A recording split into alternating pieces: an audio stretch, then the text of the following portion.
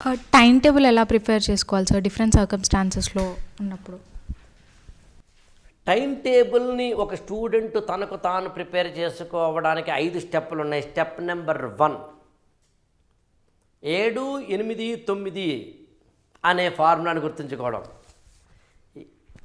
7, 8, 9 అంటే 7 అంటే రోజుకి 7 గంటలు పడుకోవడం, 8 అంటే రోజుకి 8 గంటలు నీ పర్సనల్ పనులు చేసుకోవడం, 9 అంటే రోజుకి 9 గంటలు చదవడం. That sir 7, 8, 9. సో అందుకని రోజుకి 9 అంటే నీ టైంలో రోజుకి 7, 8, 9 అనే ఫార్ములా వాడు. 2, నీ టైంలో 9 గంటల్లో మళ్ళీ 3 + 3 + 3 అని పెట్టుకో,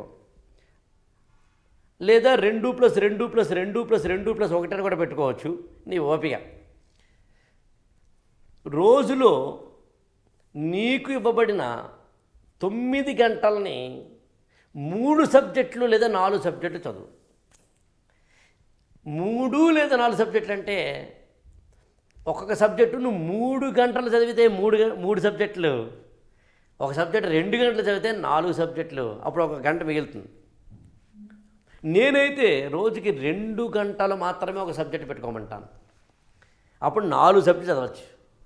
4 సబ్జెక్టులలో నీకు చాలా ఇష్టమైన సబ్జెక్టు మొదటి పెట్టుకో, నీకు చాలా అసలు ఇష్టమే లేని సబ్జెక్టు రెండోది పెట్టుకో, నీకు కొంచెం ఇష్టమైంది మూడోది పెట్టుకో, నీకు ప్రాక్టీస్లో ఉండే సీసాట్ లాంటివి ఏవైతే, డేటా ఇంటర్ప్రిటేషన్ లాంటివి ఏవైతే, టెస్ట్ సిరీస్ లాంటివి ఏవైతే ఉంటాయో అది 4వది పెట్టుకో.